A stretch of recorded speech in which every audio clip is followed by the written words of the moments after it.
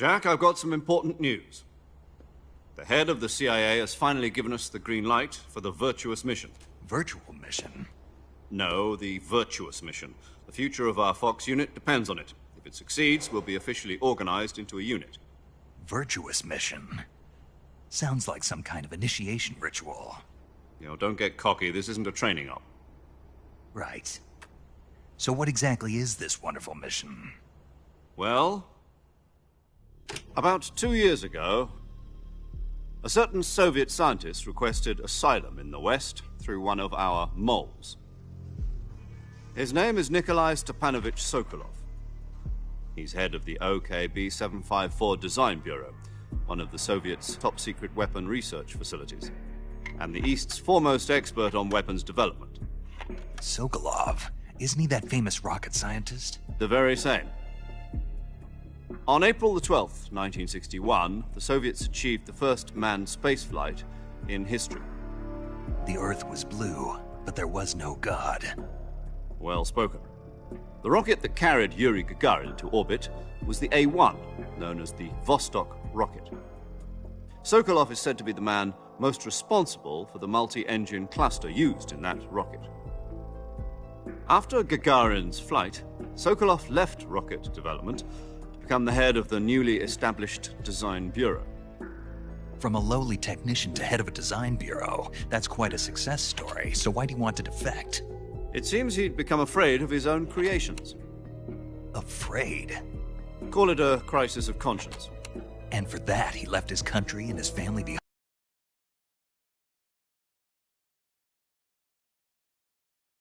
behind and went over the fence? Not exactly.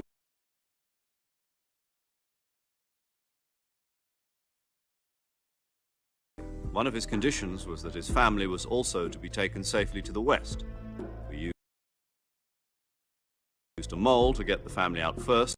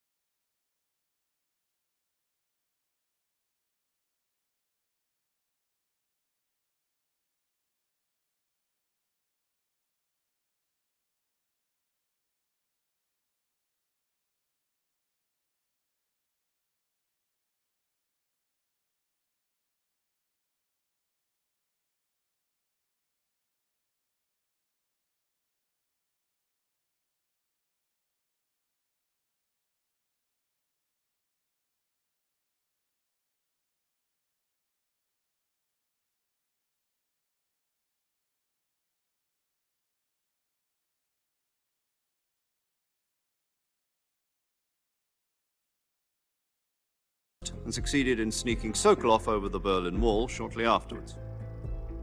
I was the one who conducted the operation. The security on the eastern side was still full of holes back then. Then what?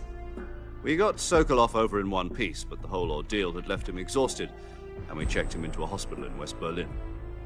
It took him 2 weeks and more than 600 miles to get from the research facility in the Soviet Union to Berlin. He was in no condition to say anything coherent. And it was only a week later that we had something much bigger on our hands. The Cuban Missile Crisis. October the 16th, 1962, President Kennedy received word that the Soviets were in the process of deploying intermediate-range ballistic missiles in Cuba. President demanded that the Soviets dismantle and remove the missiles. At the same time, he announced a naval blockade to prevent further missile shipments from reaching Cuba. But the Soviets didn't back down, instead placing their armed forces on secondary alert. Soviet transport ships carrying missiles continued on course towards Cuba. US and Soviet forces went on alert for an all-out nuclear war. Frantic negotiations were conducted through the UN's Emergency Security Council and unofficial channels to end the hair-trigger standoff. Finally, on October the 28th, the Soviet Union agreed to remove its missiles from Cuba. And so the world avoided a nuclear holocaust. But in order to get the Soviets to pull their missiles out, we had to make a deal. You mean the one where the US agreed to remove its IRBMs from Turkey? No. The Jupiter IRBMs deployed in Turkey were obsolete, and we were going to get rid of them anyway. They had no strategic value whatsoever to either the US or the Russians. The Turkey deal was a ruse, a cover story that was fed to the other intelligence agencies around the world. So what did the Russians really want? Sokolov. They wanted us to return Sokolov. You mean the Soviets pulled out of Cuba just to get their hands on Sokolov? That's right. What the hell was he working on? At the time, we had no idea. We were running out of time. It was either give up Sokolov or risk full-scale nuclear war. In the end, we had no choice. President Kennedy gave in to Khrushchev's demand. The next day, I got Sokolov out of the hospital, handing him over to agents on the eastern side. Sokolov kept on screaming, "Save me," until he disappeared from my sight. Then, a month ago, we received some new information from one of our moles. About Sokolov? Yes. He was taken back to the research facility and forced to continue working on the weapon in question under KGB supervision. What's more, it's on the verge of completion. So what kind of weapon is it? Something to do with space rockets? No, missiles. Same technology. I guess you're right. We don't know the details, but it appears to be a new kind of nuclear device. For half a year now, the Soviets have been conducting frequent nuclear tests at Semipalatinsk. Something to do with the weapon, I assume. We're talking about a secret weapon so big that Khrushchev was ready to pull out of Cuba to get it back. Is Sokolov still in the facility? No. According to our intelligence, he's in Selinoyarsk, a place in the mountains about 3 miles to the west that's known as the Virgin Cliffs. The Virgin Cliffs. Nice name for a virtuous mission.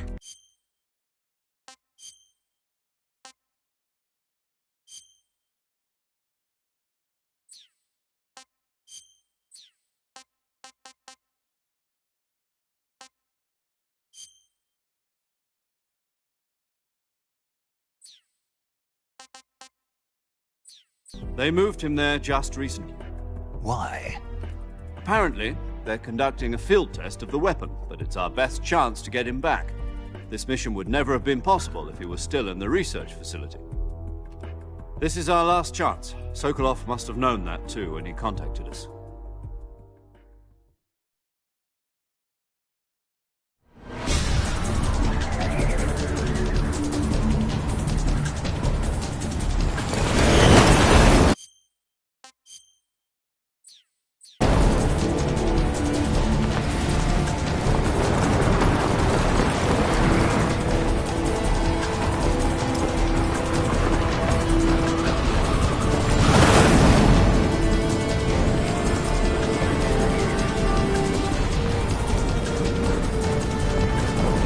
Listen up, Jack. Your mission is to infiltrate Selinoyarsk in the Soviet mountains, ensure the safety of Sokolov, and bring him back to the west.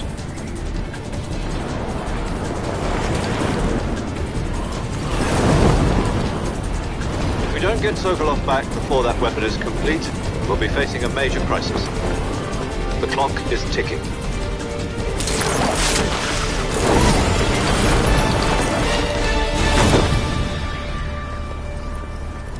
Once we've confirmed the rescue of Sokolov, stand by at the recovery point. A recovery balloon will be dropped at that point. Helium will be pumped into the balloon to inflate it. The process takes about 20 minutes. Once it's complete, the gunship's arm will latch onto the balloon and pull it up. The Fulton surface-to-air recovery system. I'm familiar with the theory. Take it easy. It's been combat proven. Do you think Sokolov is up to it?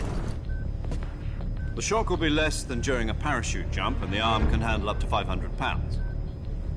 So you're planning on going over the border in a single combat Talon? She's equipped with two 6-barrel 20mm Vulcan cannons, as well as two 40mm machine guns. Sounds like she could hold her own against a battalion of tanks. Even with the fuel in the reserve tank, we're facing a 4-hour time limit. If all goes well, it shouldn't take more than a few hours. Home in time for dinner. But if anything goes wrong, you'll be eating dinner, breakfast, and all the rest of your meals in the jungle.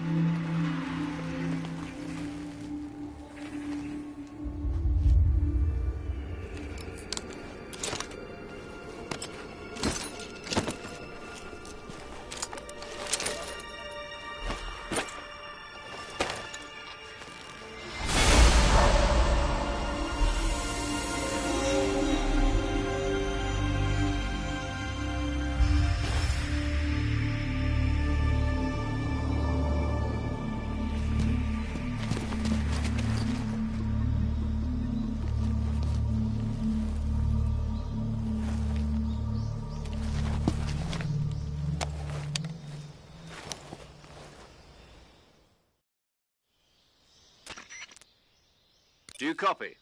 You're already in enemy territory, and somebody might be listening in. From here on out, we'll be using code names to refer to each other. Your code name for this mission will be Naked Snake. I'll be referring to you as Snake from now on. You're not to mention your real name.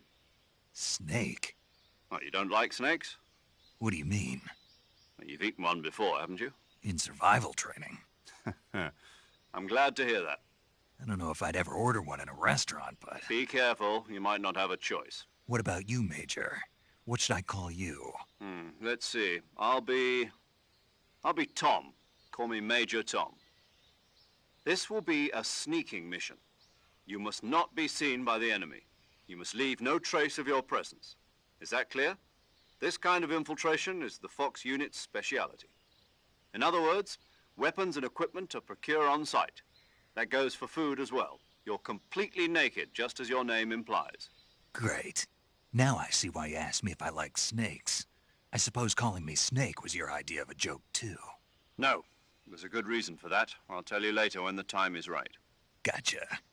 Getting back to the subject, how exactly am I supposed to feed myself? You've been issued a knife and a tranquilizer gun. Use them to hunt for food. You'll also find some medical supplies in your backpack. Yeah, about the backpack. I lost it in a tree on the way down.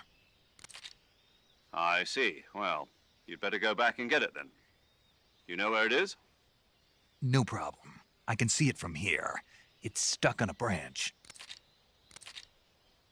To climb a tree, stand in front of a tree that's covered in ivy and press the action button. I'll be monitoring your progress over the radio. We can't risk violating Soviet airspace, but I'll be in the gunship. My frequency is 140.85. I'll give you a call if I need to talk to you. If you need to talk to me, use the send function. Okay, Snake, go get your backpack.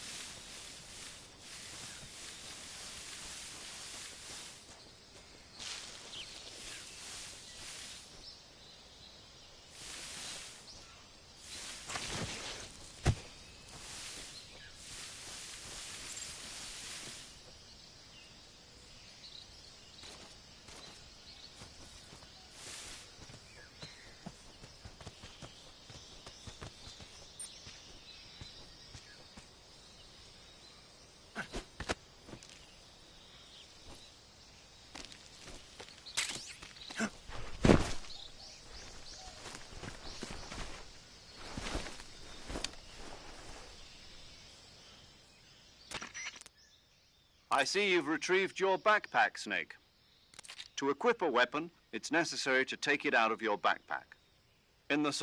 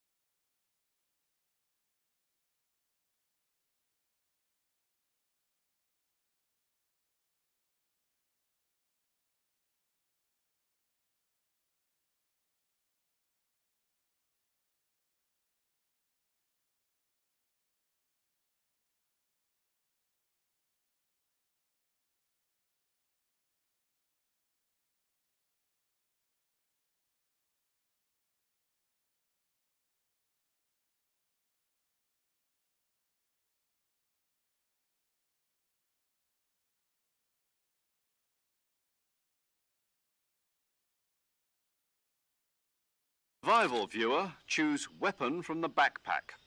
Your available weapons will be displayed in a list on the screen. From that list, choose the weapon you want to equip and press the Enter button. For other equipped items, just do the same thing from Item. Got it. Use the survival viewer backpack. Yep, that's right. Survival is fundamental to this mission. After you've been out in the field for a while, your stamina will start to drop. If your stamina gets too low, it'll affect your performance. You won't be able to shoot accurately, for example, and your wounds won't heal as smoothly. Keep an eye on your stamina so you don't run out. To recover lost stamina, you can hunt for local flora and fauna. You can use either your tranquilizer gun or your knife to hunt. My only weapon is a Mark 22 Hush Puppy tranquilizer gun? That's right. It's been fitted with its own suppressor. However, the suppressor will deteriorate every time you fire. Once its durability reaches 0, the noise suppression effect will be gone. So don't get too trigger happy with it. The suppressor's durability is shown in the icon. Any weapons and equipment beyond what you're carrying now, you'll have to find as you go. I have to find my own weapons and equipment? Whose crazy idea was this anyway? Solo covert actions are standard Fox operating procedure. You can't leave any traces of your presence. No weapons, equipment, footprints, sweat, or bodily waste. The same goes for bullets and cartridges, too. Your presence in enemy territory is already a violation of international conventions of warfare.